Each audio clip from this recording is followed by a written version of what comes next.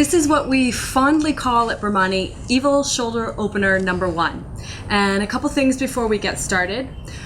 First of all, I have to credit Andreas Lipa, a Russian teacher who I think he actually invented what I consider all the evil shoulder openers. So just bear that in reference, and if you want to know more about them, check out his website.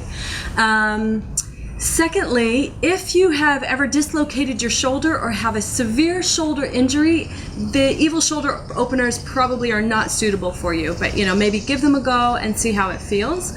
And thirdly, you're going to want to have a block or a cushion. It's just for a headrest, okay? And you might need a belt if your chest is quite tight. So we're going to start with the first one. Evil shoulder opener number 1. So we're going to lie on our belly, and you're going to put the block just up at the top of your mat so it's easily accessible. And then lying on your chest. I'm going to start with the right side, and you reach the right arm out to the side. Keep it shoulder height. If you've got a lot of space already across the chest, maybe a little bit higher than shoulder height, but not any further than that. Then placing the left hand down on the floor, we're going to roll over onto the right side of the body. Place your left foot on the floor so that the knee comes up towards the ceiling. And then using your left hand, just kind of shift your hips a little bit over to the side so that your shoulders and your hips are in the same line. If you can bend both knees, then go ahead and do so. If this already feels really intense, just stop there, put the block or the cushion underneath your head, and just breathe into the chest. If you have a little bit more, let's say, space to move into, then reach up with the left arm and start reaching behind you and lift the right fingertips. So try not to turn the palm up, but keep the palm facing away of that right hand. Grab a hold of the fingers and breathe into the chest.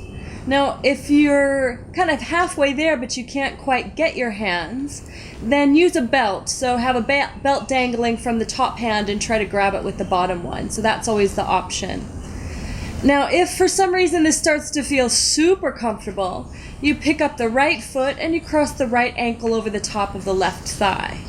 This is just an option to take it deeper. If you try that and it still feels like it's a little bit too much, then just place the foot on the floor. And of course, after a little bit of time, you might even want to straighten the right leg again, which also relieves a bit more pressure. So just see where you need to be. The most important thing is to just keep breathing up into the chest, trying to keep the collarbones wide and keep the tension in the throat and the jaw. So notice if you're clenching up in your teeth or closing off the throat a little bit. And let's just do one more breath here.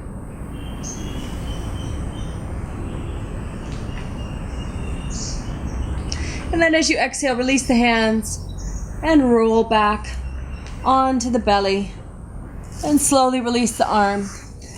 And just relax the head on your hands for a moment.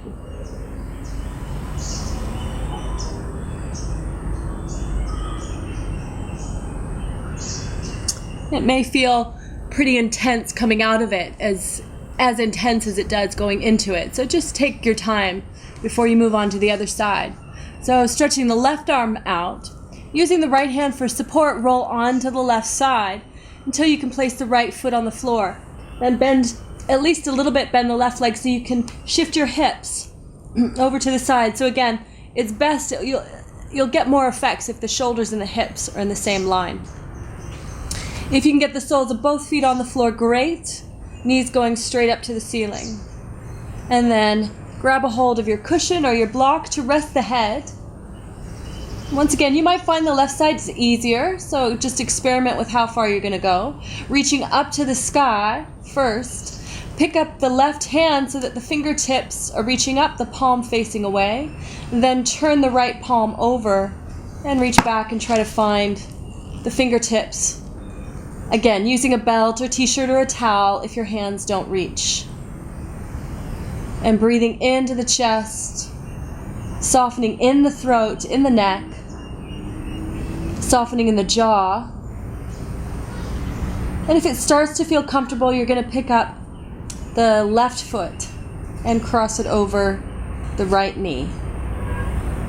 And it's just working into the connective tissue, into the fascia, that moves down the sideline of the body.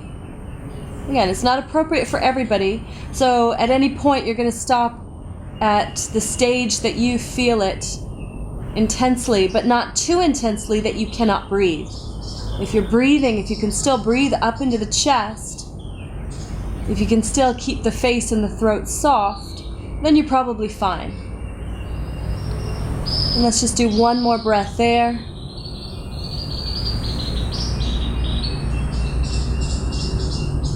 And then, on your exhale, releasing the feet and the hands, rolling back onto the belly. And once again, before you move anywhere, just have a little rest.